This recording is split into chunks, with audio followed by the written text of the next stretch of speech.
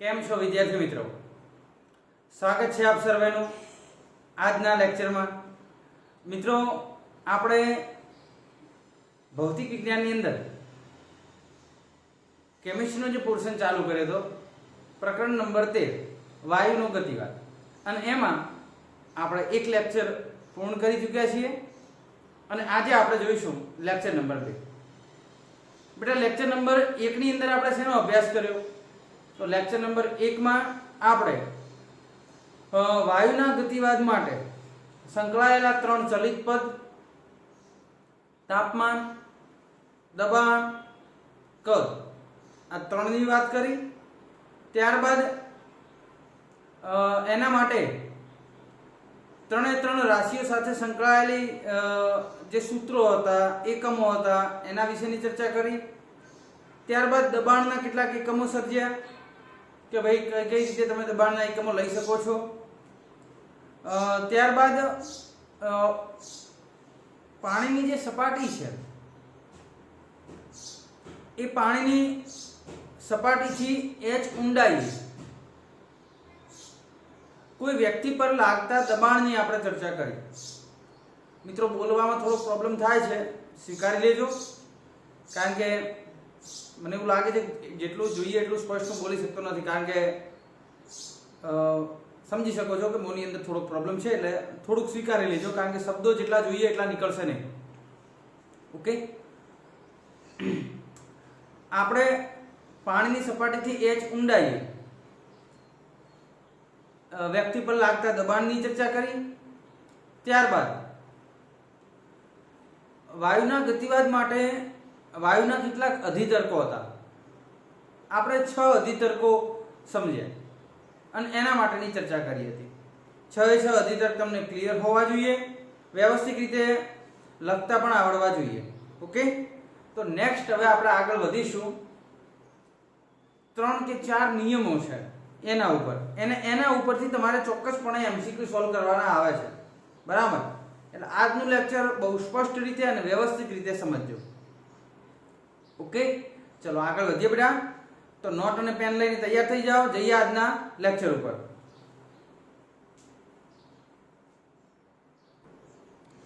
ચલો, હવે પ્રશ્ન એવો છે કે મુદ્દો કહો કે પ્રશ્ન કહો, વાયુના 4 નિયમો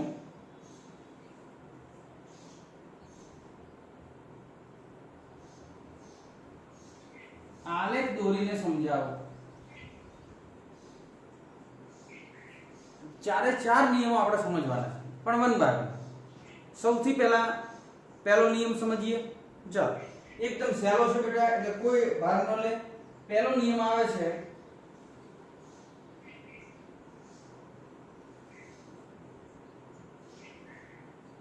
બોયલનો નિયમ, આલેખ દોરી સમજાવો. ઓકે, ચલો. બોયલના નિયમમાં શું કહે છે? તો બોયલના નિયમ માટે તાપમાન અચળ રહે છે. બોયલના નિયમ માટે તાપમાનને અચળ લેવાનું હોય છે. તમે કેમિસ્ટ્રીમાં પણ આ નિયમો ભણી ગયા હશો, બરાબર? એટલે ન ભણ્યા હોય તો હવે સ્પષ્ટ રીતે ભણી લો કે અચળ તાપમાને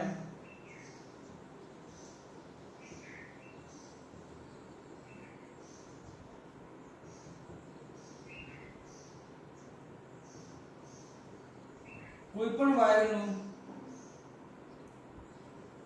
દબાણ એ તેના કદના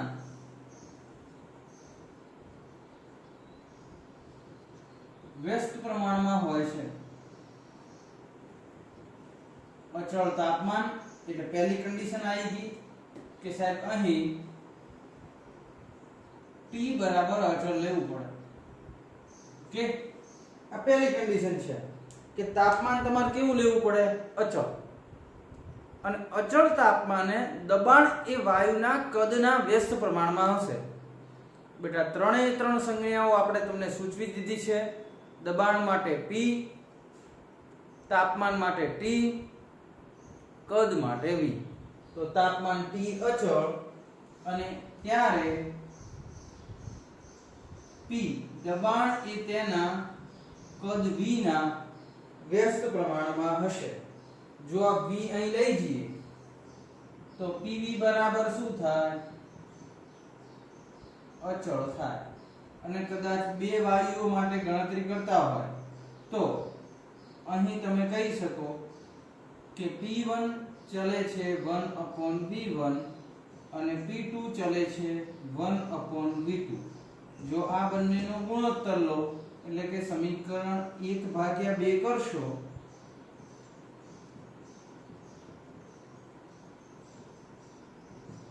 તો P1/P2 અહીં ઉપર આવશે P1 માં 1/V1 ભાગ્યા 1/V2 છેદનો છેદ અંશમાં અંશનો છેદ છેદમાં તો V2 ભાગ્યા V1. I give P1/P2 is equal to V2/V1. okay તો P1/P2 is equal to V2/V1. આ સંબંધ તમને શેના ઉપરથી મળ્યો? બોયલના નિયમ ઉપરથી. ઓકે અને કદાચ અહીં તમારે ગુણાકાર કરી દેવો હોય જસ્ટ તમને દેખાય છે એકવાર ચેક કરી દઈએ. ઓકે નીચેનું સ્ટેપ નથી દેખાતું. ઓકે તો આને ઉપર લઈ દઈએ. ચાલો અહીં તમને સંબંધ શું મળ્યો કે P1/P2 is equal to V2/V1 અને ગુણાકાર કરશો તો P1V1 ચોકડી ગુણાકાર કરી શકો P2V2. ઠીક ચાલો બેટા આ તો સંબંધ આના ઉપરથી મળી જાય કે PV અચળ છે તો ડાયરેક્ટ તમે લખી શકો ને PV અચળ હોય તો શું લખી શકાય? PV અચળ હોય તો P1V1 બરાબર શું થશે? P2V2. ચલો ક્લિયર થશે. ઓકે નેક્સ્ટ આપણે આમાં શું કહી શકીએ તો જ્યારે બોયલનો નિયમ લગાવવાનો આવે તો સમજી લેવાનું કે બોયલના નિયમમાં તાપમાન અચળ લે છે અને અચળ તાપમાને દબાણ એ કદના વ્યસ્ત પ્રમાણમાં હોય. ઓકે P ચલે છે 1/V તો PV બરાબર અચળ તો P1V1 બરાબર P2V2 ડાયરેક્ટ તમે લખી શકો. ઓકે નેક્સ્ટ બેટા આપણે કહ્યું છે કે એનો આલેખ દોરીને સમજાવો. તો P વિરુદ્ધ V નો આલેખ આપણે દોરવાનો છે. ચલો દોરી દઈએ. એકદમ પરફેક્ટ કેલ્ક્યુલેશન કરવાની, વેટ વાળવાની નહીં. બરાબર P વિરુદ્ધ V નો આલેખ. ઓકે P વિરુદ્ધ V ના આલેખમાં તમે શું કહી શકો કે સાહેબ P અને V વચ્ચેનો સંબંધ જોઈએ. એમાં બંને એકબીજાના કેવા પ્રમાણમાં છે? વ્યસ્ત પ્રમાણમાં. ભાઈ P અને V એકબીજાના વ્યસ્ત પ્રમાણમાં હોય તો અહીંથી હું થોડુંક આ સંબંધ ઉપરથી લખી શકું કે જો V વધે તો P ઘટે અને V ઘટે તો P વધે. કારણ કે બંને એકબીજાના વ્યસ્ત પ્રમાણમાં. એક વધશે તો બીજું ઘટશે, એક ઘટશે તો બીજું વધશે. તો P વિરુદ્ધ V છે અને એનો આપણે આલેખ દોરવો છે. તો એક કામ કરીએ કે જેમ જેમ V વધશે x અક્ષ ઉપર જાઓ. આલેખો માટે ખાસ તમારે ધ્યાન રાખવાનું, ઘણા બધા આલેખો અહીં આવશે એટલે ફિટ કરી દેજો મગજમાં. V આમ વધશે, P આમ વધશે. ઓકે અહીં જે આ બિંદુ O છે એનાથી તમે ધન x ઉપર જશો એટલે V વધી રહ્યો છે, અહીં P વધી રહ્યો છે. તો ખાસ ધ્યાન રાખજો બેટા કે આ V વધે છે. તો V વધે એમ P શું થવું જોઈએ? ઘટવું જોઈએ. તો એક કામ કરો કે અહીં કોઈ એક બિંદુએ તમે V1 લઈ લો અને એ બિંદુએ દબાણ લઈ લો P1. આ એક બિંદુ લઈ લો અને V1 થી તમે V2 સુધી જાઓ છો. V1 થી બેટા ક્યાં ગયા? V2. ઓકે તો હવે અહીં શું હતું? V1 P1 એટલે કે V1 કદે દબાણ P1 હતું. હવે જ્યારે V1 માંથી V2 થાય છે એટલે V1 માંથી V2 તો કદ વધ્યું. કદ વધે તો દબાણ શું થાય? ઘટે. એટલે P2 આમ નીચે આવે ઉપર આવે. તો કે જ્યારે V1 માંથી V2 માં જશો અહીં સ્પષ્ટ લખેલું છે V વધે તો દબાણ ઘટે અને આથી આલેખ આવશે આમ અને આ હશે V2 P2.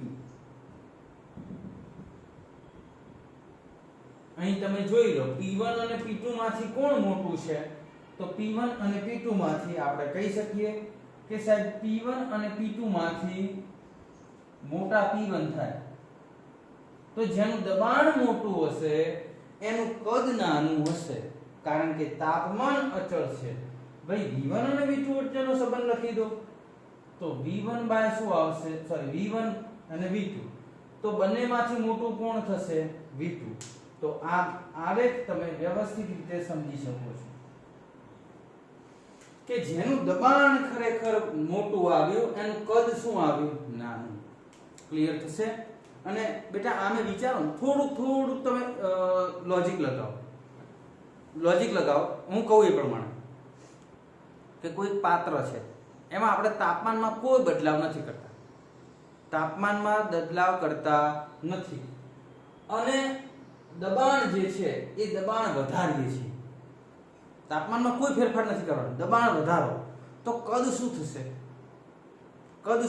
કદમાં જેમ તમે દબાણ વધારો એમ કદમાં શું થશે ઘટાડો જો દબાણ વધે કદ ઘટે દબાણ ઘટે કદ વધે એટલે કે બોયલના નિયમ અનુસાર P ચલે છે 1/V થાય ચલો ક્લિયર થશે ઓકે હું એક વાર ચેક કરી લઉં આમાં કોઈ વસ્તુ બાકી રહી ગઈ હોય તો લગભગ બધું આપણે કહી દીધું છે ઓકે ખાસ ફોર્મ્યુલાઓ તમારે યાદ રાખવાના બરાબર તો પહેલા બોયલનો નિયમ નોટ ડાઉન કરી લો પછી આપણે આગળ વધીએ બેટા બોલવામાં થોડી તકલીફ પડે છે સ્વીકારી લેજો કારણ કે જીભ થોડી કટકાય છે બરાબર કોઈ બીમારી નથી જસ્ટ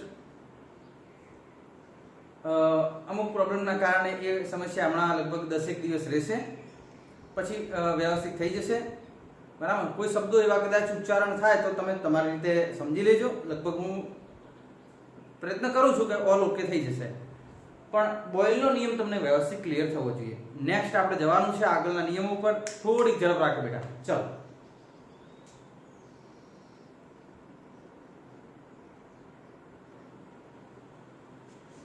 ચલો સ્ટોપ કરીને ક્લિયર કરી દીધું હશે હવે આપણે જવું છે ચાર્લ્સના નિયમ ઉપર બરાબર હું ભૂસી દઉં છું તમે તમારી રીતે ક્લિયર કરી દેજો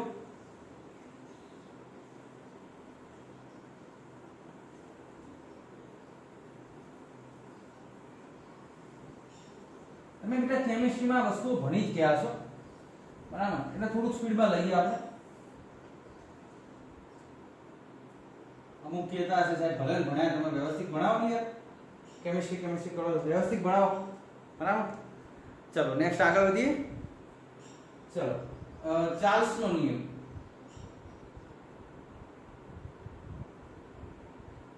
ચલો હવે આમાં લેવાનું છે અચળ દબાણ પહેલામાં શું લીધું હતું બોયલના નિયમમાં તમે લીધું હતું અચળ તાપમાન કેવું લીધું હતું બેટા અચળ અહીં શું કરવાનું છે તો અહીં તમારે લેવાનું છે અચળ દબાણ અને અચળ દબાણે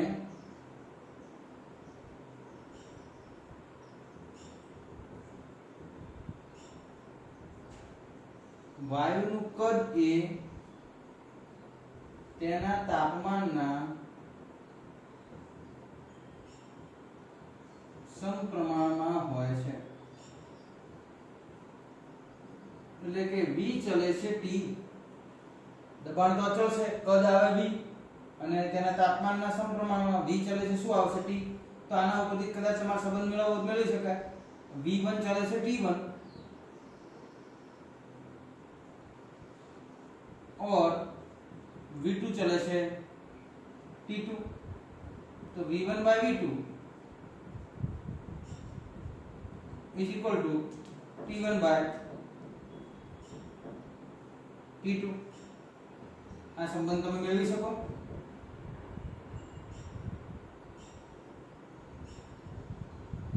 ઓકે ચલો આ એક સંબંધ થઈ ગયો હવે તમે શું કહી શકો આને કદાચ કેવું હોય તો ભાઈ V ચલે છે T છે તો આવું પણ કહી શકાય કે સાહેબ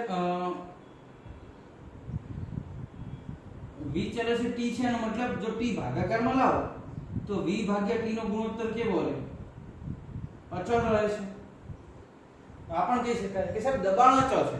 તમે અત્યારે સમજવાનો પ્રયત્ન કરજો, પછી હું છેલ્લે તમને એક નોર્મલ સૂત્ર આપીશ કે જેના ઉપરથી તમને ત્રણ નિયમો, ચાર નિયમો ફટાક લઈને યાદ રહી જશે. પણ પહેલા સમજી લો, હું સમજાવું. ઓકે, કે સાહેબ જો દબાણ અચળ લો તો વાયુનું કદ એ તેના તાપમાનના સમપ્રમાણમાં થાય. એટલે કે V1 ચલે છે T1, V2 ચલે છે T2, V1/V2 T1/T2, અથવા V/T નો ગુણોત્તર કેવો રહે છે? અચળ રહે છે. ઓકે, ચલો મારે આનો આલેખ દોરવો છે. તો જો બંને સમપ્રમાણમાં છે, T વધશે, આના ઉપર તમારે કેવું હોય તમે કહી શકો, જેમ જેમ T વધશે એમ V વધશે. સમપ્રમાણમાં છે, T ઘટે એમ શું થશે? V ઘટશે. તો એક કામ કરીએ, ગ્રાફ દોરી દઈએ.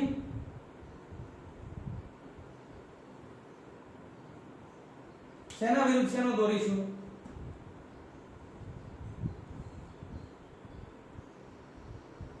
V વિરુદ્ધ T નો ગ્રાફ. શું થશે આ ગ્રાફ?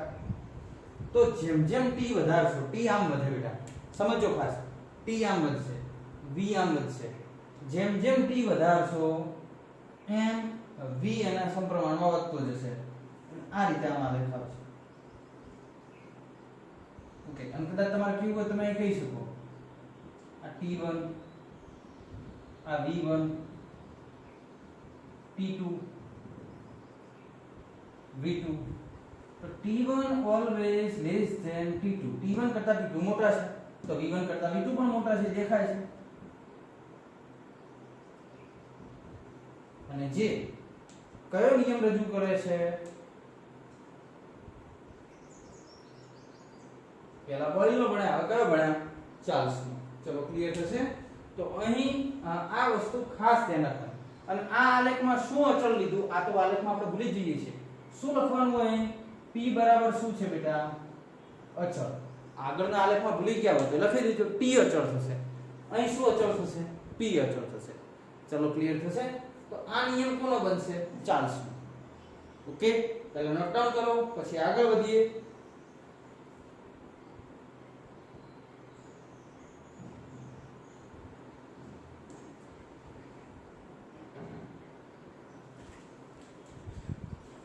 ચાલો મિત્રો, ચાર્લ્સનો નિયમ. ઓકે, આ નંબર 2 બદલી દેજો. ખબર છે, અહીં નંબર 1 નહીં આવે, નંબર 2 આવશે. બરાબર. અને હવે આપણે ચલાવીએ છીએ ત્રીજા નંબર, જે છે ગેલ્યુસેક નો નિયમ.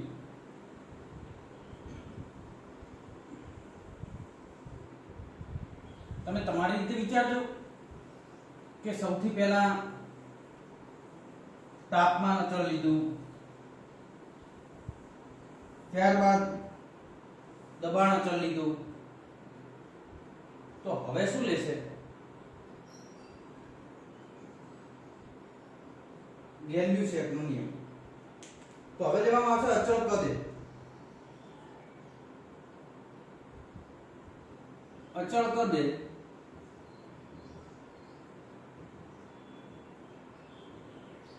કોઈ પણ વાયુનું દબાણ એ તેના તાપમાનના સમપ્રમાણમાં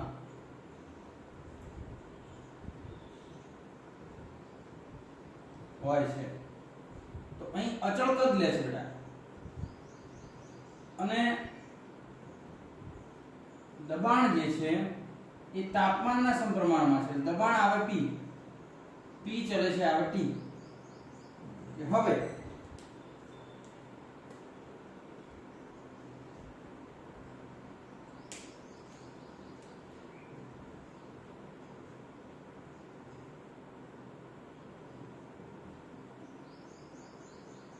T1/P2 is equal to T1/T2 સંબંધ બને. બરાબર. ઓકે, કદાચ આપણે આલેખ દોરવાનો થાય તો આલેખ કઈ રીતે દોરીશું? P વિરુદ્ધ T નો આલેખ દોરવાનો થાય. ચલો દોરી દઈએ.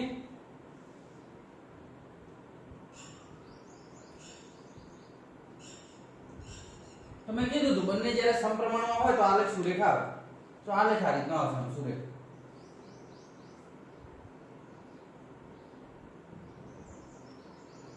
આ લઈ લો P1, આ લઈ લો P1, આ લઈ લો T2, આ લઈ લો P2.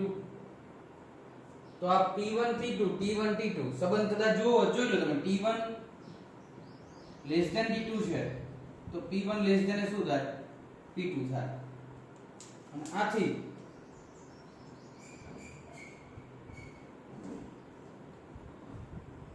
અહીં કદ જે છે કદની જગ્યાએ તમે v લખશો તો ચાલશે કે v બરાબર શું થઈ જાય? અચળ મળી જાય. તો બેટા આ ગેલ્યુસેકનો નિયમ છે. ગેલ્યુસેકનો નિયમ એવું કહે છે કે ભાઈ અચળ કદે દબાણ P એ તાપમાનના સમપ્રમાણમાં છે. ચલો ક્લિયર થઈ જશે. તો આ સંબંધો મેળવી ગેલ્યુસેકનો નિયમ ક્લિયર કરો. બરાબર? ચલો લખી દીધું હશે સ્ટોપ કરીને. વધીએ આગળ. બેટા આ આપણે 3 નિયમ જોયા. હજી આપણે ચોથો નિયમ જોવાનો છે. બરાબર? પણ એ ચોથા નિયમની પહેલા આપણે એક આદર્શ વાયુનું સમીકરણ મેળવવાનું થશે. બરાબર? તો આદર્શ વાયુનું સમીકરણ કઈ રીતે મેળવશું? તો એના માટે 3 નિયમોને યાદ કરવા પડે. ચલો ક્વેશ્ચન એવો છે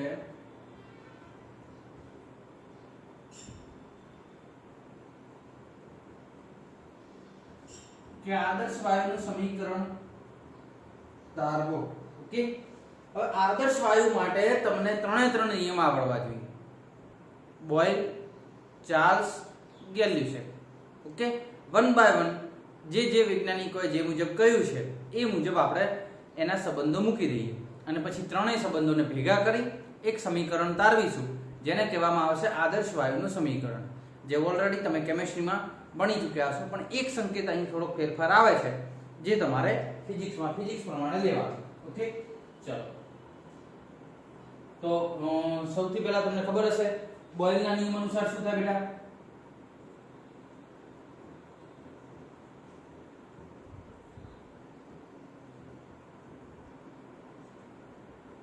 P ચલે છે 1/v. કારણ કે શું અચળ હતું? T અચળ હતું.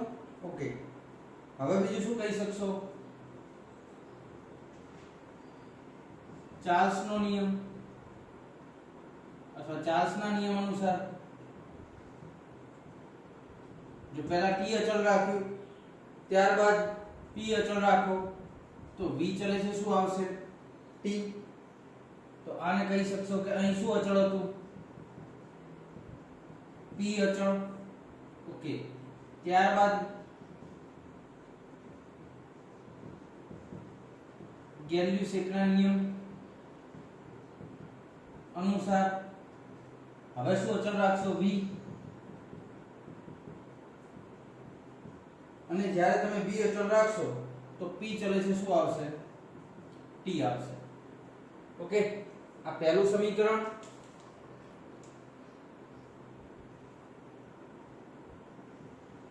બીજું સમીકરણ અને આ ત્રીજું સમીકરણ. બેટા સમીકરણ 1, 2 અને 3 ત્રણે ત્રણનો ગુણાકાર કરી દઈએ.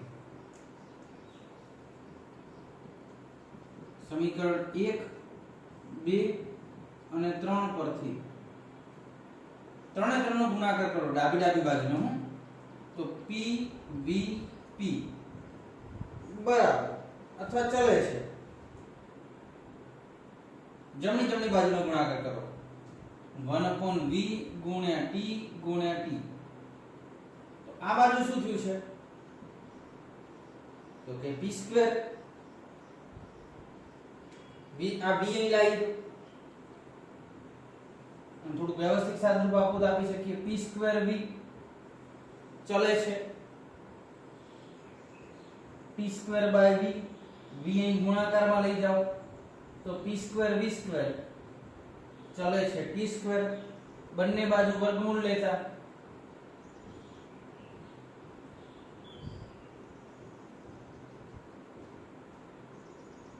pv ચલે છે t અને સમપ્રમાણતાનો અચળાંક દૂર કરશો તો સમપ્રમાણતાનો અચળાંક દૂર કરતા અથવા સમપ્રમાણતા દૂર કરતા અચળાંક તરીકે મૂકવામાં આવે છે μr. આથી હવે PV બરાબર μRT, ઓકે, જેને અથવા સમીકરણ નંબર 4 કહી દઈએ. સમીકરણ 4 એ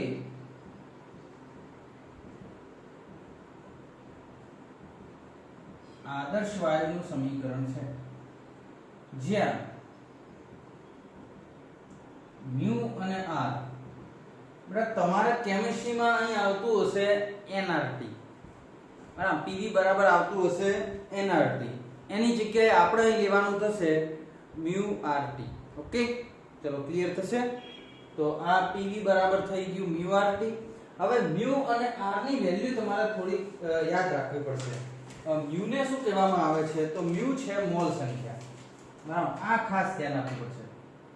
મ્યુ છે મોલ સંખ્યા, અને મોલ સંખ્યા તમે ઓલરેડી ભણી ચૂક્યા હશો. આર શું છે? તો આર છે સાર્વત્રિક વાયુ અચળાંક, જેની વેલ્યુ પણ આપણે યાદ રાખવી પડશે. સાર્વત્રિક વાયુ અચળાંક. આશા રાખું છું તમને દેખાતું હશે. અને એની વેલ્યુ છે 8.314 joule into mall inverse into kelvin inverse, બરાબર. તો આ આદર્શ વાયુનું સમીકરણ થયું. અને જો કોઈ વાયુ અહીં નીચે વ્યાખ્યા લખ્યું એટલે લખી દેજો કે જો કોઈ વાયુ બોયલ, ચાર્લ્સ અને ગેલ્યુસેટ આ ત્રણેય નિયમોનું પાલન કરે તો એને આદર્શ વાયુ અથવા આઇડિયલ ગેસ કહેવામાં આવે છે. આદર્શ વાયુ એટલે શું થાય? Ideal gas. ક્યારે ભાઈ આઇડિયલ ગેસ કહી શકાય? તો ત્યારે કહી શકાય જ્યારે, અહીં લખી દઉં છું,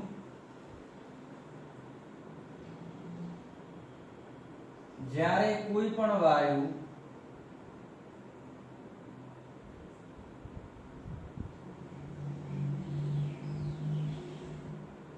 બોયલ, ચાર્લ્સ અને ગેલ્યુસેટ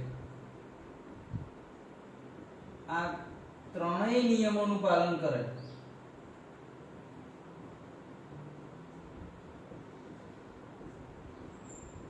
તો તેવા વાયુને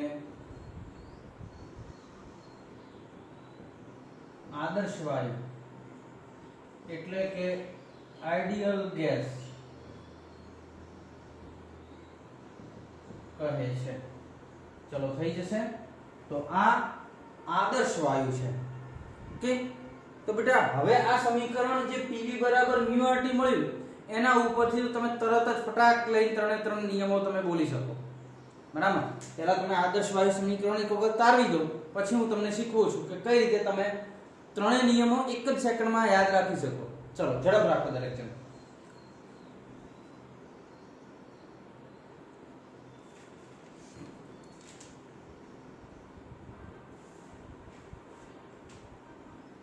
ઓકે, ચલો પતી ગયું છે. હવે બેટા જો આપણે ત્રણ નિયમો લેવા છે.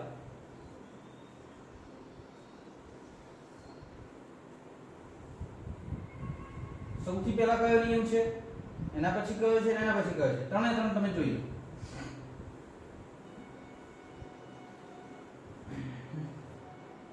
ચાલો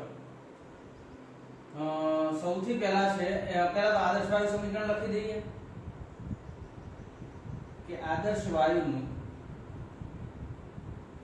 સમીકરણ PV બરાબર μRT, જ્યાં P એ દબાણ છે, V એ કદ છે, μ એ મોલ સંખ્યા છે, વાયુ અચળાંક છે, ભાઈ R એ વાયુ અચળાંક છે, T એ તાપમાન છે. ઓકે, ચલો હવે કયો નિયમ લઈ લો? સૌથી પહેલો નિયમ લઈ લો, એક બોયલનો નિયમ કે જેમાં તમે અચળ લો છો T અચળ, બરાબર. હમણાં તરત જ સૂત્રો સાબિત થઈ જાય, તમે જોઈ લેજો. બીજો ચાર્લ્સનો નિયમ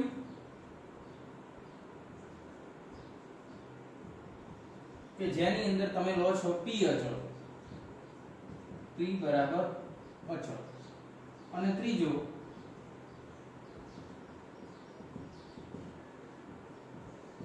ગેલ્યુસેકનો નિયમ. શું અચળ આવશે? v અચળ આવશે. ઓકે, હવે બેટા જો આ વસ્તુઓ તમારે ક્લિયર કરી દેવાની. કઈ રીતે? જો boy p, Charles p, ગેલ્યુસેક v. તો આ ત્રણ નિયમોમાં શું અચળ રાખ્યું એ ખાલી યાદ રહેવું જોઈએ કે સાહેબ બોયલમાં શું અચળ રાખ્યું? તો t અચળ છે, ચાર્લ્સમાં p અને ગેલ્યુસેકમાં v. એના પછી શું કરવાનું? તો આ pv બરાબર μ t ઉપરથી તમે આવું લખી શકો કે સાહેબ pv ચલે છે t થાય કે ન થાય? કારણ કે μr તો અચળાંક છે જ ઓલરેડી. ઓકે, હવે આમાં શું છે? પહેલા નિયમમાં t અચળ, તો t ઘાટ દો તો શું વધે? pv બરાબર, હવે ખાસ લખી રહ્યો છું, ધ્યાન રાખો. શું વધે? આમાં જે t ઘાટ દો તો t ઘાટ pv બરાબર અચળ. pv બરાબર કોન્સ્ટન્ટ અથવા અચળ, તો p ચલે છે 1/b આવે. ડન. હવે તો એકદમ સરળ થઈ જશે. હવે આમાં p અચળ છે તો શું આવશે? v ચલે છે t. ઓકે, ચલો ગેલ્યુસેકમાં v અચળ છે તો શું આવશે? p ચલે છે t. હવે 1/1 અચળ રહેવાના છે અને આના ઉપરથી કશું ન કહ્યું, ડાયરેક્ટ એમ કહ્યું તો ચાલ. ચલો પહેલા t ને ગાઢો તો પહેલો તમે t ને ગાઢી દો તો pv બરાબર અચળ. એ શું બનશે? પહેલો બોયલનો નિયમ. ઓકે, ચલો પછી શું કાઢો? પહેલા t નો વારો લઈ લો, પછી કોનો વારો લઈ લો? p નો વારો લઈ લો, અને પછી છેલ્લે કોનો વારો આવે? v. એટલે t p v અને t p v અનુસાર t આવશે બોયલ, p આવશે ચાર્લ્સ અને v આવશે ગેલ્યુસેક. ઓકે, ચલો ક્લિયર થશે? TPV, ચાર્લ્સ, બોયલ અને ગેલ્યુસેક. ચલો ક્લિયર થશે? તો આ મુજબ તમે ત્રણ નિયમો યાદ રાખી શકો છો. એક આદર્શ વાયુ સમીકરણ યાદ રાખો, PV બરાબર nRT, PV બરાબર અચળ, તો પહેલો નિયમ બોયલનો. બીજો t અચળ પહેલા રાખી દીધું, પછી કોનો વારો રાખ્યો? p નો, તો v ચલે છે t. તો બીજો ચાર્લ્સનો નિયમ. ત્રીજો v અચળ મૂકી દો તો p ચલે છે શું આવશે? t. ખૂબ સમય આપ્યો છે એટલા માટે કે આના ઓલરેડી MCQ છે જ તમારે, બરાબર. હવે નેક્સ્ટ આપણે એકાદ આલેખ જોઈ અને ગેલ્યુસેકના નિયમ ઉપર જવું છે, તો ઝડપ રાખે બેટા. ચાલો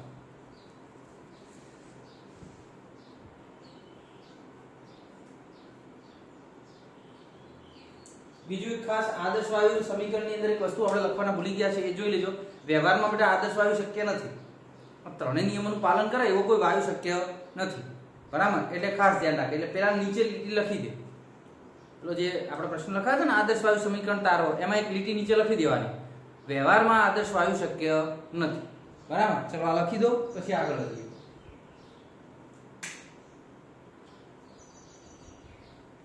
ઓકે, ચલો નેક્સ્ટ મારે એક ગ્રાફ ઉપરથી તારવણી આપવી છે, તો એ ખાસ ધ્યાન રાખે.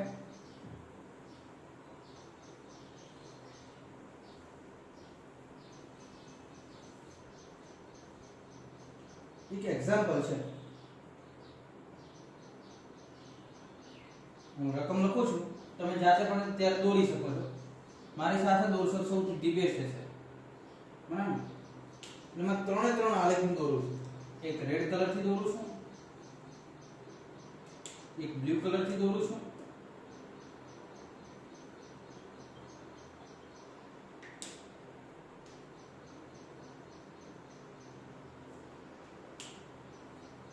એક બ્લેક કલરથી દોરું છું.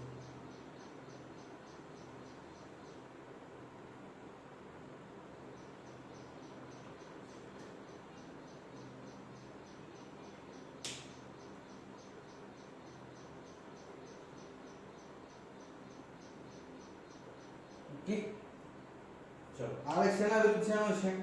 તો આલેખ તમને રકમમાં આપે છે p વિરુદ્ધ v નો આલેખ છે.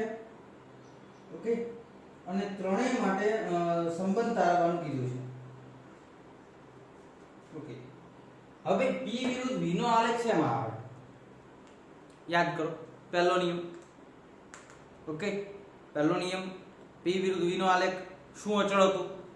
ટી અચળ હતું ને, બરાબર? યાદ કરો બોયલનો નિયમ.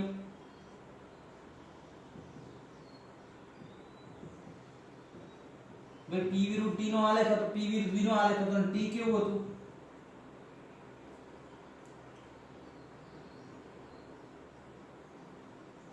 અચળ હતું. ઓકે, ચલો. અને એમાં ન ઉતરવું હોય તમારે કે ભાઈ આ નિયમોમાં આપણે નથી ઉતરવું, તો એક કામ કરો, આમાં તમારે સંબંધ તારવવાનો છે કે ભાઈ તાપમાન કોનું વધારે હશે, કદ કોનું વધારે હશે, કે કઈ રીતનું મૂળ. આની અંદર તમે ફંક્શન, તમને નીચે ઓપ્શન આપેલા હશે, P1 કરતા P2 મોટું છે, P2 કરતા P3 મોટું છે, કે શું તમે તારવી શકો. તો એક કામ કરીએ, તમે અચળ કદ લઈ લો, કોઈ એક અચળ કદ લઈ લો. ચલો હું અહીં અચળ કદ લઉં છું, ધ્યાન રાખો. એ આ અચળ કદ લઈ લો.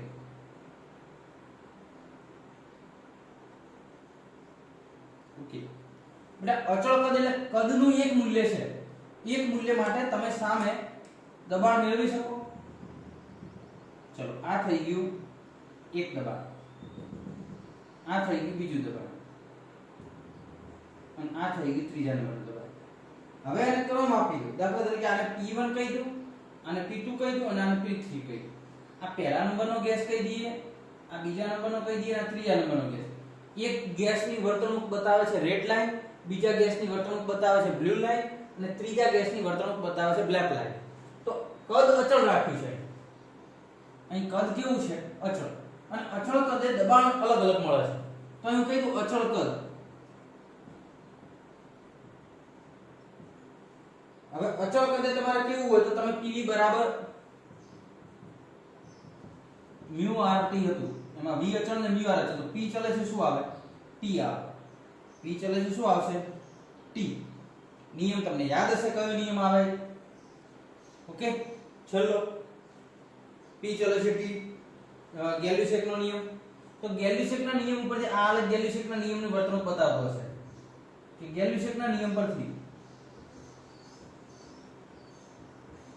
તમે લઈ શકો કે P ચલે છે શું આવશે? T. P ચલે છે શું આવશે? T. તો હવે P નો સંબંધ તો તમને ખબર છે કે P1 P2 અને P3 માંથી મોટું કોણ હશે? તો P1 કરતા કે સાહેબ P2 મોટું હશે, અને P2 કરતા કોણ મોટું હશે? P3. ઓકે, તો T વાળો પણ તમે કહી શકો કે સાહેબ જો P, જેનો P મોટો એનું T પણ મોટું. તો P1 જેનો મોટો એનું T1 મોટું, જેનું P1 નાનું એનું T1 નાનું. તો P1 જેનું નાનું એનું T1 પણ નાનું, P2 પણ નાનું, અને T3 પણ. કારણ કે P1 ની સામે તમે T1 લખી શકો, P2 ની સામે તમે T2, અને P3 ની સામે તમે શું લખી શકો? T3. ચલો મગજમાં બેસશે, એક વખત ક્લિયર કરો, ફરીથી હું સમજાવું છું, ધ્યાન રાખો.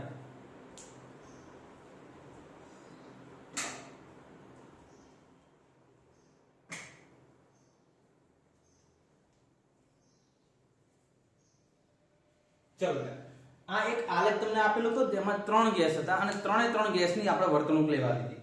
તો એક રેડ લાઈન હતી, બીજી બ્લુ લાઈન, અને ત્રીજી બ્લેક લાઈન. મારે નીચે તમને ગમે ત્યારે આવો આલેખ આપ્યો છે ને તો ઓપ્શન આપેલા છે કે ભાઈ નીચેનામાંથી કયો ઓપ્શન સાચો છે. તો તમારે શું કરવાનું?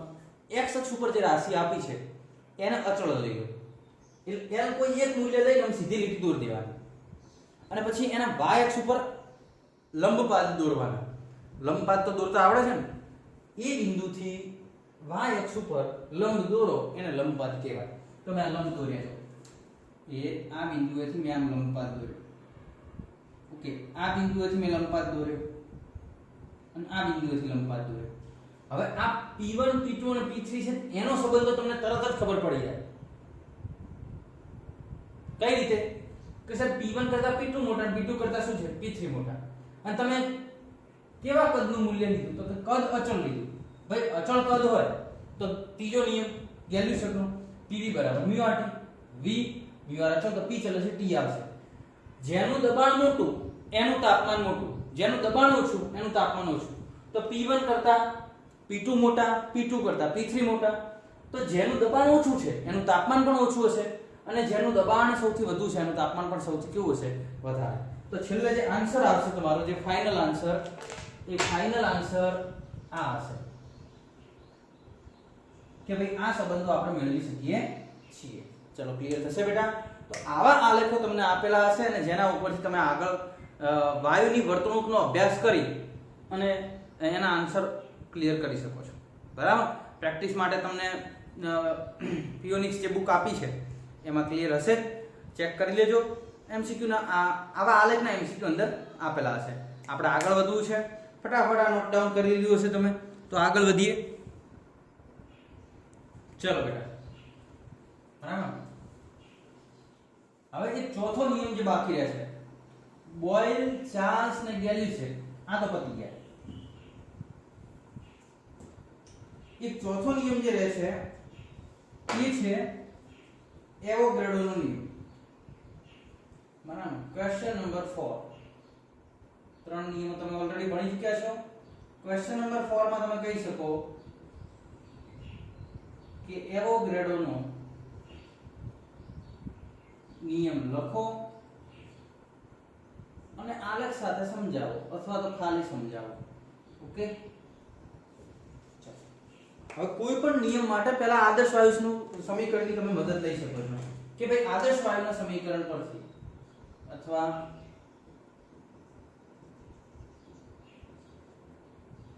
આદર્શ વાયુનું સમીકરણ શું કીધું હતું? આદર્શ વાયુનું સમીકરણ P બરાબર mu RT.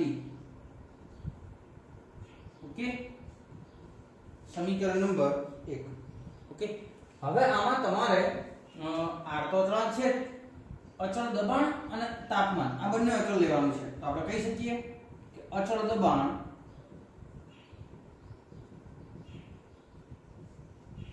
અને અચળ તાપમાને કોઈ પણ વાયુનું કદ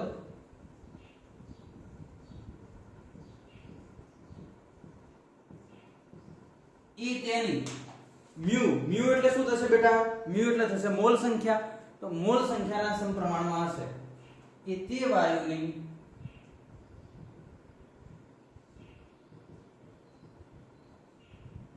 મોલ સંખ્યાના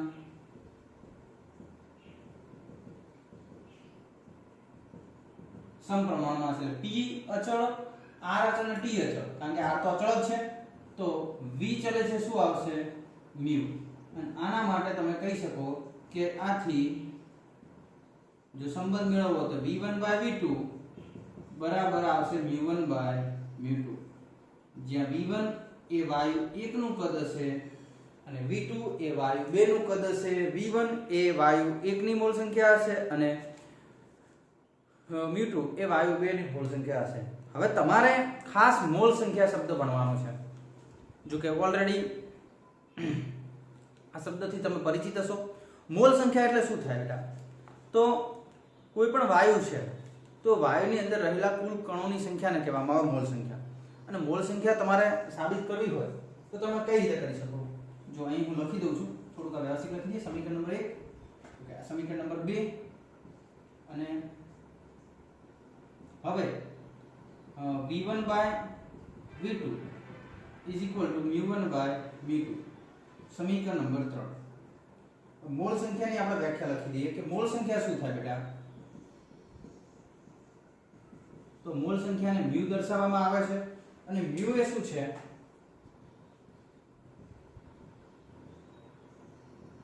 એક મોલ વાયુમાં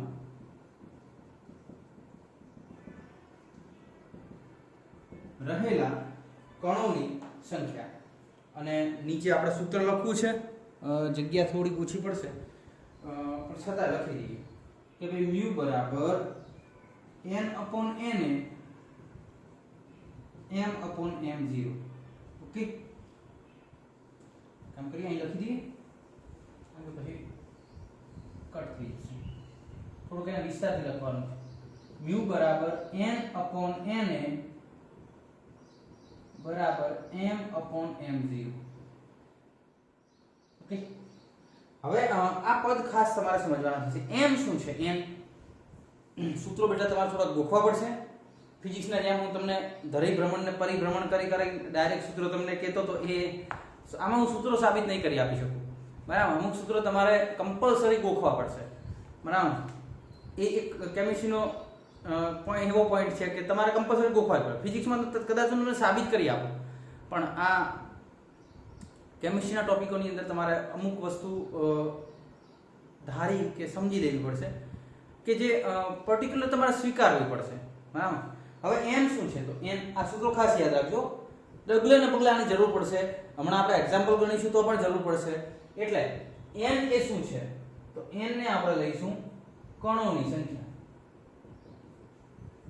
n એ શું છે? કણોની સંખ્યા. અને n એ તમે બધા શબ્દોથી પરિચિત હશો. એવોગ્રેડો અંક અથવા એવોગ્રેડોની સંખ્યા, અથવા એવોગ્રેડો નંબર કહેશો તો ચાલશે. એવોગ્રેડો અંક તમને ખબર છે કેમિસ્ટ્રીમાં આવી ગયું છે 6.022 × 10⁻23 મોલ ઇન્વર્સ, બરાબર. તો 6.022 × 10⁻23 મોલ ઇન્વર્સ, એક મોલમાં રહેલા કણોની સંખ્યા એવોગ્રેડો અંક કહેવામાં આવે. તો આમાં જો ખાસ મ્યુ બરાબર એક સૂત્ર યાદ રાખવાનું, n/n, અને જ્યાં n એ શું છે? કણોની સંખ્યા, n એ શું છે? એવોગ્રેડો અંક. એટલે મ્યુ એ શું થશે? એક મોલ વાયુમાં રહેલા કણોની સંખ્યા. ઓકે, ચલો બીજું m કહે છે કે m એ શું છે?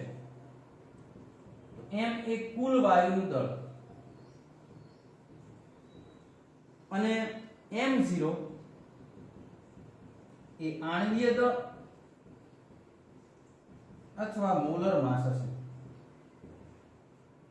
તો આટલી વસ્તુ તમને પહેલા ક્લિયર હોવી જોઈએ બેટા કે સાહેબ એવોગ્રેડોના નિયમ કઈ રીતે સાબિત કરી શકાય. તો પછી હું આલેખ સમજાવું છું, પણ પહેલા આ ક્લિયર કરી દો કે એવોગ્રેડોના નિયમમાં તમે કહી શકો કે PV બરાબર μRT, અચળ દબાણ અને તાપમાને VA એટલે કે કદ એ મોલ સંખ્યાના સમપ્રમાણમાં છે. V ચલે છે મ્યુ, તો V1/V2 બરાબર μ1/μ2 આવશે, જ્યાં μ1 અથવા મ્યુ એ મોલ સંખ્યા છે. મોલ સંખ્યા એટલે શું? તો એક મોલ વાયુમાં રહેલા કણોની સંખ્યાને મોલ સંખ્યા કહેવામાં આવશે. મોલ સંખ્યા માટે બે સૂત્રો હશે, એક કણોની સંખ્યા વાળું અને બીજું દળ વાળું. તમારે દળ શોધવાનું આવશે અને કણોની સંખ્યા શોધવાની આવશે. એટલે યાદ રાખો સૂત્ર μ = n/n = m/n0. ઓકે, n શું છે? કણોની સંખ્યા. n એ શું છે? એવોગ્રેડો અંક. m એ શું છે? વાયુનું દળ. અને m0 એ શું છે? આણ્વીય દળ. જ્યારે દાખલા ગણીશું ત્યારે હું તમને બધું સમજાવી દઈશ કે બેટા m કેટલું લેવાનું, m0 કેટલું લેવાનું, n કેટલા લઈશું, n કેટલા લઈશું. અત્યારે ખાલી આ શાબ્દિક વર્ણન તમે યાદ રાખજો. એના પછી મારે આગળ ખાસ કરીને આલેખ પર જવું છે, તો તમે ફટાફટ ક્લિયર કરો એટલે આપણે આલેખ સમજી લઈએ.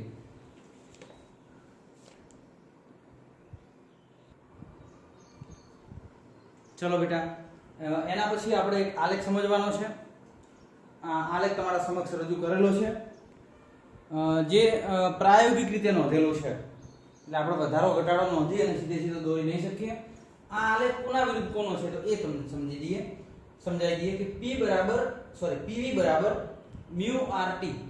તો એમાંથી μT ભાગાકારમાં લાવીએ તો PV/μT = કેટલા થશે? R. અને R એ સાર્વત્રિક વાયુ અચળાંક છે. એટલે કે આ જે સાર્વત્રિક વાયુ અચળાંક છે R, એ R માટે આ દરેક વાયુ માટે T1 T1, T2 P2 અને T3 P3 માટે આલેખ દોરેલો છે. ઓકે, તો આ જે તાપમાન વિરુદ્ધ જે P નો આલેખ દોર્યો છે તમે, એની અંદર તમે કહી શકો કે ભાઈ T1 T2 અને T3 જે લાલ લાઈન તમને વચ્ચે દેખાઈ રહી છે એ આદર્શ વાયુ છે જે ત્રણેય નિયમોનું પાલન કરે છે. ઓકે, પણ તમે જોઈ શકો છો ભાઈ T1 રેખા માટે દબાણ P1 છે, T2 માટે દબાણ P2 છે અને T3 માટે દબાણ છે P3. તો આ ત્રણેયમાંથી મોટું કોણ છે? તો આમ ધન x દિશામાં જેમ દૂર જઈએ એમ દબાણ વધશે. તો સૌથી વધારે દબાણ P1 હશે. P1 કરતા P2 ઓછું, P2 કરતા P3 ઓછું, P1 કરતા P2 ઓછું, P2 કરતા P3 ઓછું. ઓકે, તો નેક્સ્ટ T1 જેનું દબાણ વધુ એનું તાપમાન સૌથી ઓછું. તો દબાણ વધુ એનું તાપમાન ઓછું, P1 કરતા T1 ઓછું, P2 ની જગ્યાએ T2, P3 ની જગ્યાએ શું આવશે? T3. પણ ચિહ્ન ઉલટાઈ જશે. કેમ? કારણ કે P ચલે છે 1/T, જેનું દબાણ વધુ એનું તાપમાન કેવું આવશે? ઓછું. તો આ આલેખ થોડો ગોખવાનો જ છે, તમને સ્પષ્ટ કહી દઉં કે PV બરાબર μRT, μT ભાગાકારમાં લાવો એટલે PV/μT બરાબર R વધશે. R એ સાર્વત્રિક વાયુ અચળાંક છે. આલેખ તૈયાર કરી દેવાનો. આમાંથી ખાસ વેલ્યુ આપણે R ની લેવાની છે કે R તમારે કેટલા આવશે? 8.314 joule into mall inverse into kelvin inverse. Okay, joule into mall inverse into kelvin inverse. પણ જ્યારે તમે નીટના એક્ઝામ્પલ ગણતા હોય તો આવી વેલ્યુ તમે ગણતરીમાં નહીં લઈ શકો. તો એના માટે તમારે શું લેવાનું? 8.314 ની જગ્યાએ 8.314 ની જગ્યાએ 25/3 લેવાનું, એટલે ફટાફટ જવાબ ક્લિયર થઈ જશે. અને 8.314 ભાગ્યા 4.18 calorie into mall inverse into શું આવશે? Kelvin inverse. ચલો ક્લિયર થશે. તો આ જૂલની જગ્યાએ કેલરીમાં મૂકો તો 4.18 વડે ભાગી દેવાનું.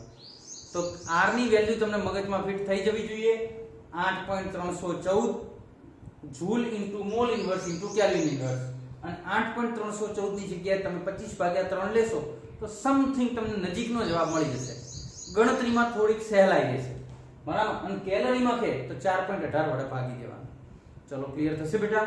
તો આ એવોગાડ્રોનો નિયમ હતો. આની પહેલા જે લખાયો એક એ ભાગ અને બીજો ભાગ એના પછી મેં લખાયો, એટલે એ પ્રશ્ન બે ભાગમાં હશે, આની પહેલાનો અને એના પછીનો. ચલો એના પછી મારે આગળ દાખલો ચાલુ કરવો છે, તો તમે ઝડપથી આ પૂરું કરો એટલે આપણે દાખલાના સેશનમાં જઈએ.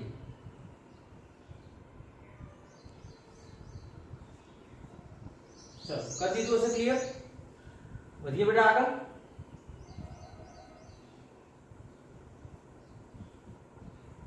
ચલો દાખલાની હું તમને રકમ લખાવું છું, એટલે રકમ દરેક જણ લખી દે.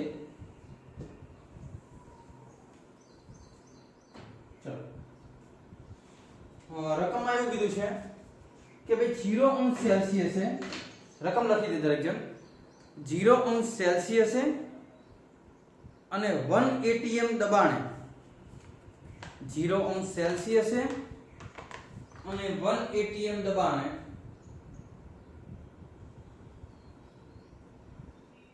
એક મોલ આદર્શ વાયુનું કદ શોધો. 1 મોલ આદર્શ વાયુનું કદ શોધો. ઓકે, તો જે વેલ્યુ તમને રકમમાં આપેલી હોય એ પુટ કરવાની છે અને આદર્શ વાયુનું કદ શોધવાનું છે. રકમ હું ફરીથી બોલી દઉં છું. 0 સેલ્સિયસ અને 1 atm દબાણે 0 સેલ્સિયસ અને 1 atm દબાણે 1 મોલ આદર્શ વાયુનું કદ કેટલું થશે? તો રકમમાં પહેલા આપ્યું છે 0 સેલ્સિયસ, એટલે ટેમ્પરેચર લઈ લો બેટા. 0 સેલ્સિયસ, પણ અહીં એક નોટ્સ તમારે લખી દેજો. આપણે બધા દાખલામાં વાયુના ગતિવાદના બધા દાખલામાં તાપમાન કેલ્વિનમાં લેવાનું, બરાબર. તો સેલ્સિયસના કેલ્વિનમાં ફેરવવા હોય તો 273 ઉમેરવાના, તો શેમાં ફેરવાઈ જાય? 273 કેલ્વિનની અંદર ફેરવાઈ જાય. એ સેલ્સિયસના આપણે શેમાં ફેરવ્યા? કેલ્વિનમાં. આગળ શું કહ્યું છે?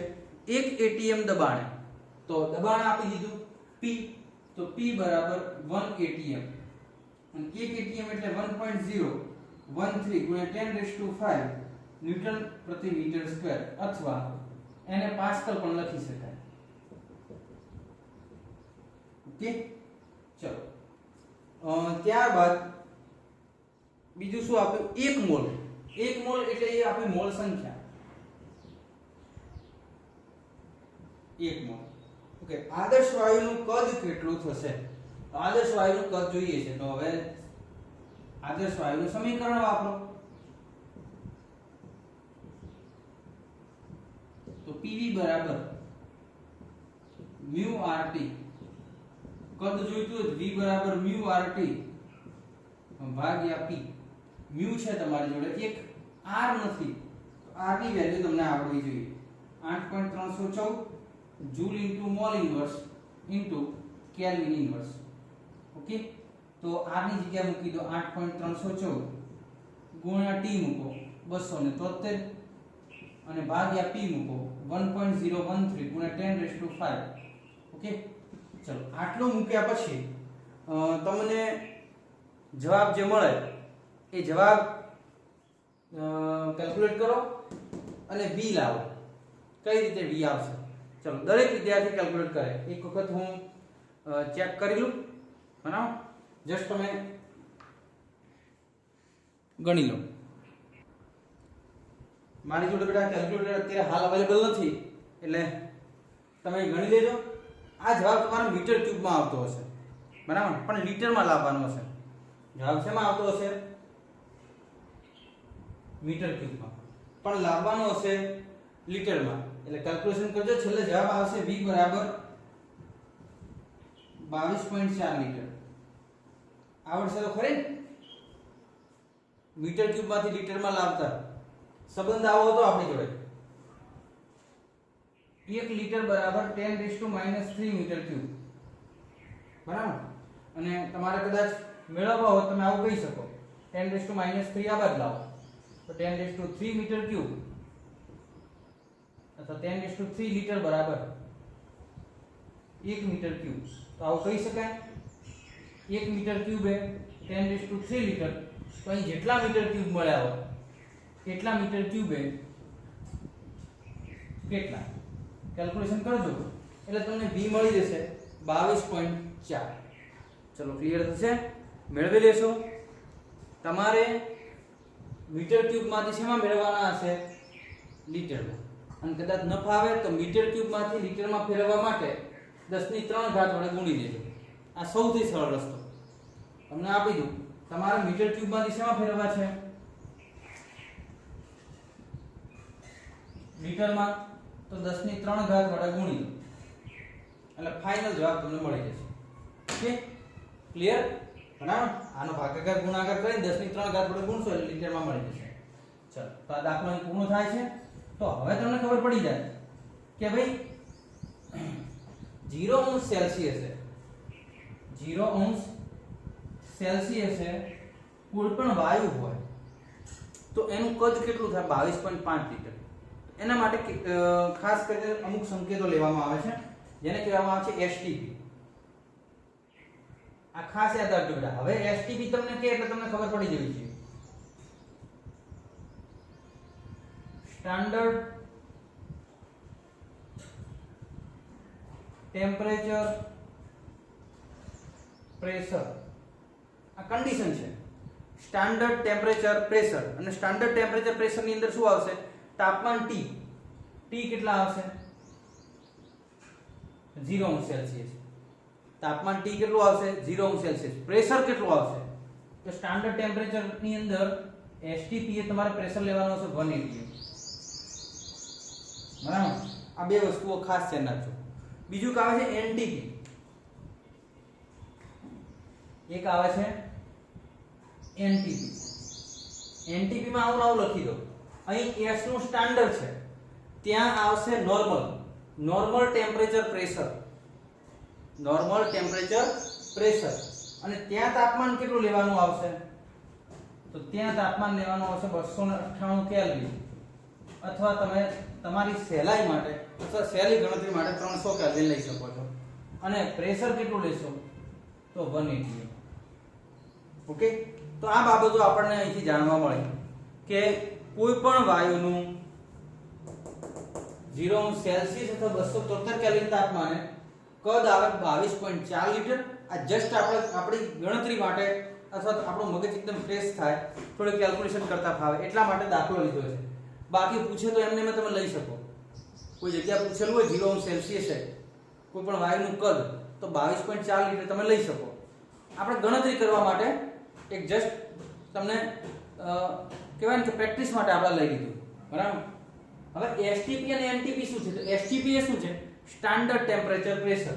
અને ત્યારે ટેમ્પરેચર સેલ્સિયસમાં 0 આવશે, પ્રેશર તો 180 જ આવશે.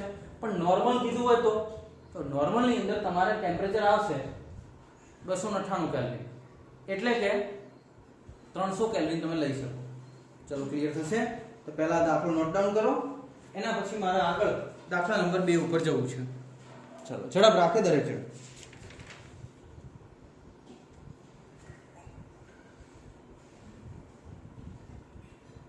ચલો કરી દીધું હશે? ક્લિયર? હવે બેટા દાખલા નંબર 2 છે. કે રકમ લખી દો તમે, જેના જોડે રકમ છે અથવા ઝેરોક્સ છે અથવા કોઈ મટીરીયલ છે, બરાબર, એને વાંધો નથી, પણ બિલકુલ કોઈના જોડે કોઈ વસ્તુ ના હોય તો મારે રકમ બોલવી પડશે, બરાબર, કારણ કે કોઈ પણ મટીરીયલ તમારી જોડે ન હોય, ઝેરોક્સ ન હોય કે રકમનો કોઈ સ્ત્રોત ન હોય તો પછી એવા વિદ્યાર્થીઓ માટે રકમ અહીંથી હું બોલું છું, એટલે ખાસ ધ્યાન રાખે. લખો રકમ 7, એક જ વખત બોલીશું, ફટાફટ લખી દેવાનું. 7°C તાપમાને, 7°C તાપમાને એક ખુલ્લા પાત્રમાં રહેલી હવાનું દળ એ 37°C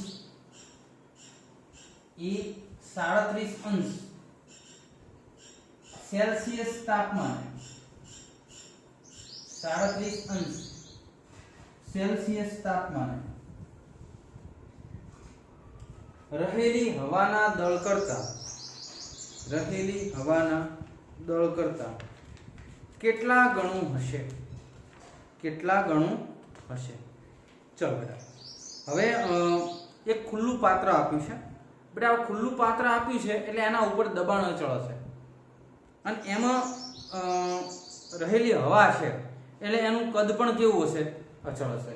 તો આપણે અહીં કહી દઈએ કે પહેલા ટેમ્પરેચર કેટલું આપ્યું છે? 7°C, અને પછી આપ્યું છે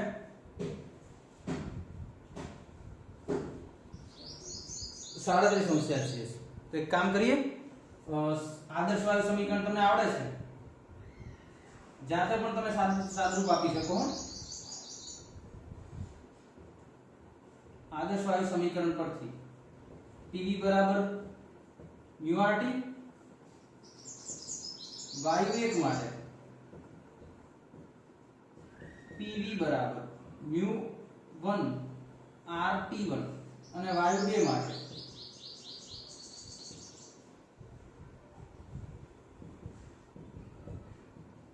PV બરાબર μ2 RT2. સમીકરણ નંબર 1, સમીકરણ નંબર 2. સમીકરણ 1 અને 2 ની જબાને સરખાવતા, અથવા સમીકરણ 1 અને 2 પરથી લખશો તો ચાલશે. જો બંનેની ડાબી બાજુ કેવી છે? સમાન. તો અહીં શું આવશે? μ1 R1 T1 બરાબર μ2 RT2. ઓકે, R કેન્સલ, તો વધ્યું શું? μ1 by μ2 is equal to T2 by શું આવ્યું? T1.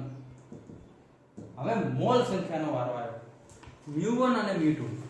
બેટા યાદ કરજો સૂત્રો, મારે સંખ્યા નથી જોઈતી, મારે દળ જોઈએ છે. તો દળમાં મેં તમને મોલ સંખ્યાના બે સૂત્રો આપ્યા, n/na અને m/m0. તો આપણે જોઈએ છે દળ. તો દળ માટે તમે કયું સૂત્ર વાપરી શકો? તો દળ માટે હું સૂત્ર વાપરી શકું m1/m0 m2/m0. તો m1/m0 અને m2/m0, કારણ કે સૂત્ર હતું ને μ નું, યાદ કરજો બેટા. μ નું સૂત્ર શું હતું? n/n0, m/n0, sorry m/na, Avogadro. Okay, તો μ1 હશે તો n1/na, m1/m0.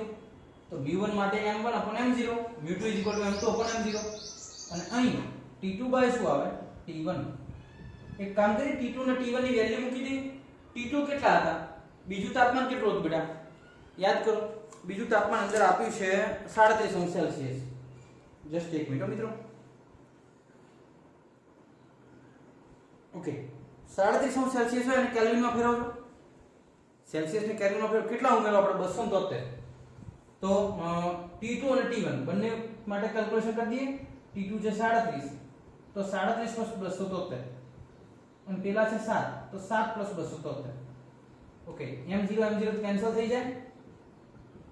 m1/m2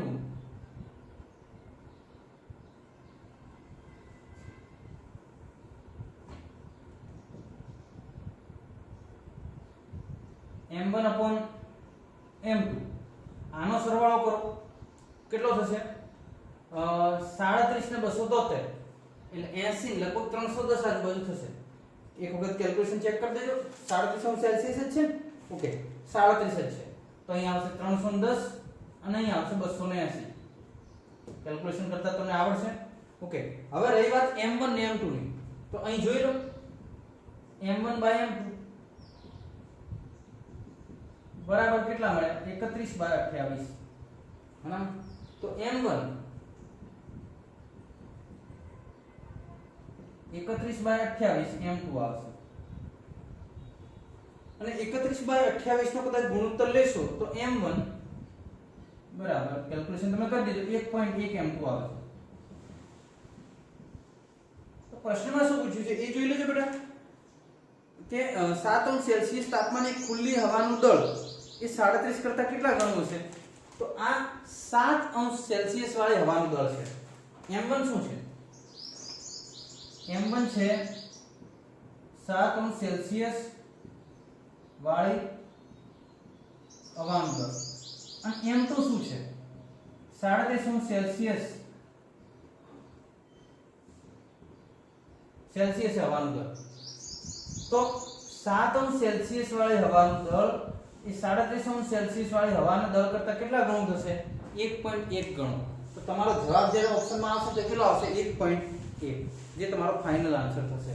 અને કદાચ 31/28 તમને ન ફાવે તો તમે કદાચ 28 ની જગ્યાએ 30 લઈ લો, 31 ની જગ્યાએ 30 લઈ લો. 30 કેન્સલ થઈ જાય તો 1 ની આજુબાજુ જવાબ હોય તમે લખી શકો. આમ તો 1 કરતા સાઈઝ મોટો થઈ શકો ને, કારણ કે 31/28 છે તો 1 કરતા સાઈઝ મોટો જ આવશે. ચલો ક્લિયર થશે.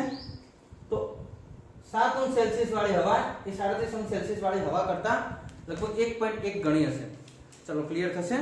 ઓકે પહેલા નોટ ડાઉન કરો, પછી હું તમને નેક્સ્ટ સૂચના આપું છું.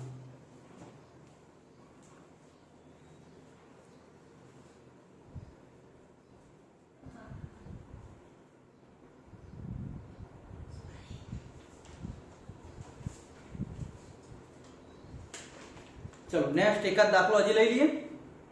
બરાબર ટાઈમ છે આપણી જોડે પૂરતો. તો રકમ લખો બેટા. નોટ ડાઉન તમે આ કરી દીધું હશે. રકમ લખી દરેક જણ.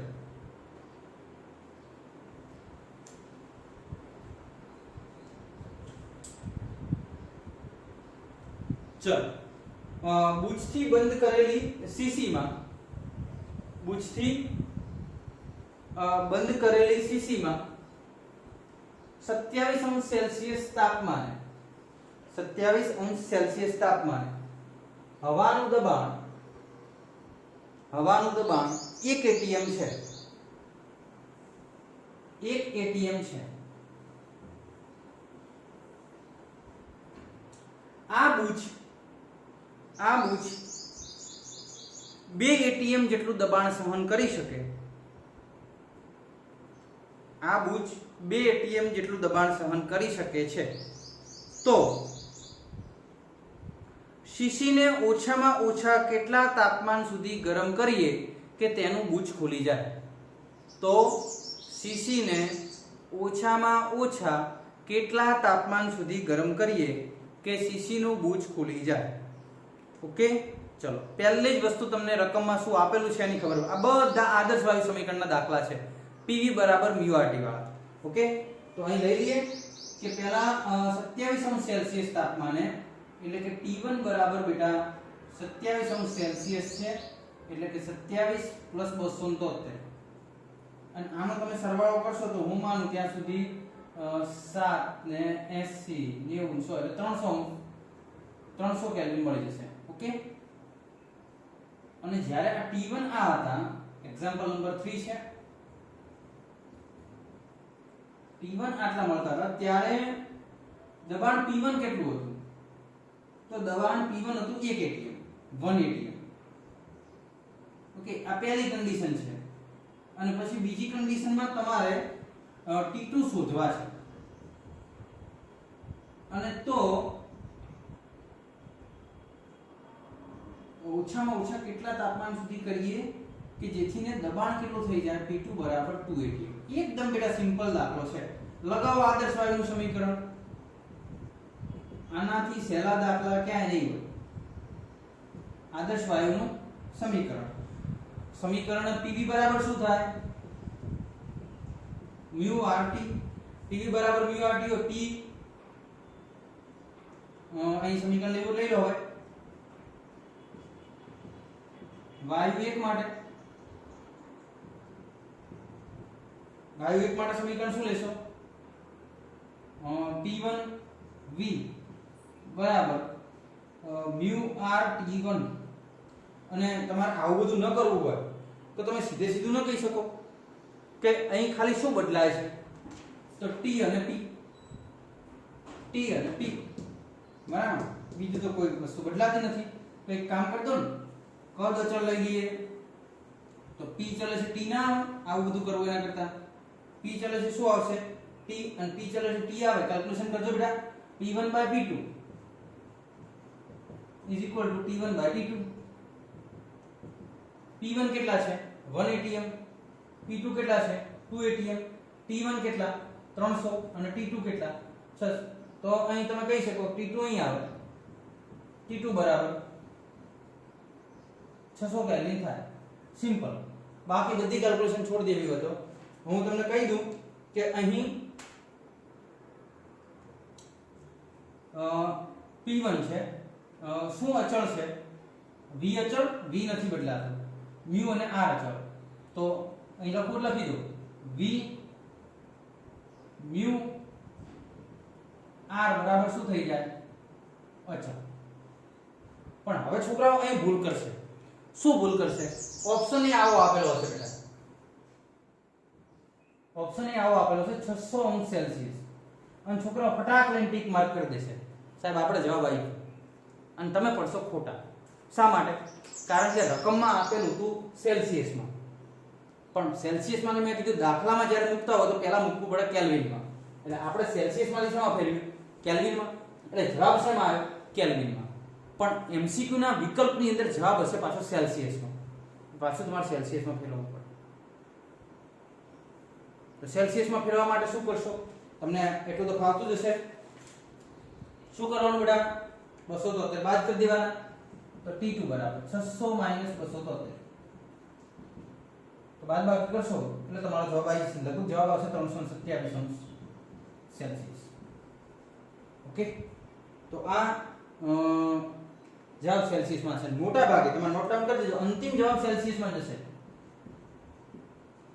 અંતિમ જવાબ અંશ સેલ્સિયસમાં હશે ચલો ક્લિયર થશે આવડશે કે નહીં ફાવે તો આ વસ્તુ તમારે ખાસ ક્લિયર કરવાની અને જેને પેલા સેલ્સિયસ ને કેલ્વિન વાળો સંબંધ હજી ના આવડતો હોય એ જોઈ લેજો કેલ્વિન બરાબર અંશ સેલ્સિયસ + 273 થાય આટલી વસ્તુ યાદ રાખજો કેલ્વિન બરાબર શું થાય અંશ સેલ્સિયસ + 273 જો કે ધોરણ 11 માં છો આટલું તો બધાને ફાવતું જ હશે પણ છતાંય ન ફાવતું હોય તો સેલ્સિયસ ની વેલ્યુ જે આપેલી હોય સેલ્સિયસ ની જગ્યાએ મૂકવાની જેમ કે દાખલા નંબર 1 સેલ્સિયસ ની વેલ્યુ કેટલી છે 27 અંશ તો 27 અહીં મૂકો તો k બરાબર 27 + 273 તો k કેટલા મળી જશે k માં જવાબ આવશે 300 અંશ કેલ્વિન અથવા તો કેલ્વિન ઓકે અને નંબર 2 જો તમને વેલ્યુ કેલ્વિન માં હોય તો કેલ્વિન ની જગ્યાએ મૂકો કેલ્વિન ની જગ્યાએ તમે શું મૂકશો 600 તો 600 બરાબર સેલ્સિયસ + 273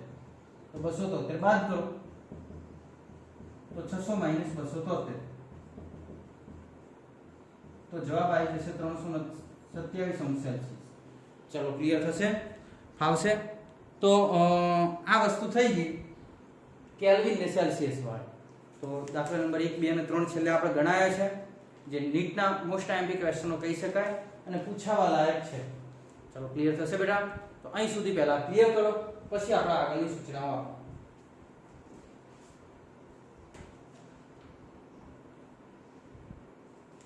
ચલો ક્લિયર કરી દીધું હશે હવે જેને અથવા જેના જોડે ફિયોનિક્સ ની બુક છે એ પેજ નંબર 824 થી ચાલુ કરી દે 824 નોટ ડાઉન કરતા રહેજો 824 825 અને 826 ક્લિયર કરી દેવાના. ઓકે, ચલો બીજું આગળ તમારે ખાસ એમસીક્યુ હશે. એમસીક્યુમાં તમે 832 પેજ નંબર ઉપર 832 પેજ નંબર ઉપર વાયુના નિયમો અને આદર્શ વાયુ સમીકરણ અહીં સ્પષ્ટ લખેલું છે.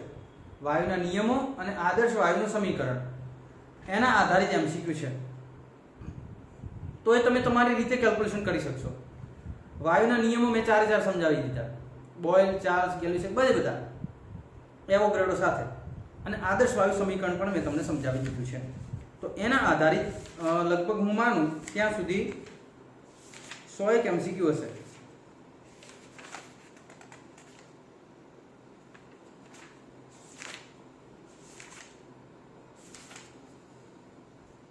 હા, 96 એમસીક્યુ છે. આ 96 એમસીક્યુ આજે જ સોલ્વ થઈ જવા જોઈએ. ચલો ક્લિયર થશે, બરાબર. તો પેલા લેક્ચર ભરી લો, લેક્ચર ભરી 96 એમસીક્યુ વ્યવસ્થિત રીતે એકદમ clear cut to cut solution કરી દેવાનું, બરાબર. જેટલા ફાવે એટલા મેક્સિમમ પ્રયત્ન કરવાના. આશા રાખું છું બેટા કે તમે ઘરે અભ્યાસ કરતા હશો, બરાબર, અને વ્યવસ્થિત રીતે તૈયારી કરતા હશો. થિયરી લેક્ચરમાંથી જોવાની, સમજવાની, લખવાની, તૈયાર કરવાની, ફરીથી લખવાની, અને ત્યારબાદ એમસીક્યુ ઉપર જવાનું. પુષ્કળ કામ તમને મળી રહ્યું છે અને ઘરે બેઠા છો, એકદમ શરીર સ્વસ્થ છે, થાક પણ બહુ ઓછો લાગતો હશે કારણ કે ક્યાંય જવાનું નહીં હોય, એક જ ખાવાનું, પીવાનું, ભણવાનું, આટલું જ કરવાનું છે. તો આપ અને આપનો પરિવાર બધા સ્વસ્થ છો અને સ્વસ્થ રહેશો એવી ઈશ્વરને પ્રાર્થના. ખાસ સૂચના દરેક લેક્ચરના અંતમાં તમને આપીએ છીએ કે અભ્યાસ બેટા ચાલુ રાખજો. ઓકે, ચલો આપ સર્વ વિદ્યાર્થી મિત્રોનો ખૂબ ખૂબ આભાર. હવે મળીશું બેટા નેક્સ્ટ લેક્ચરમાં.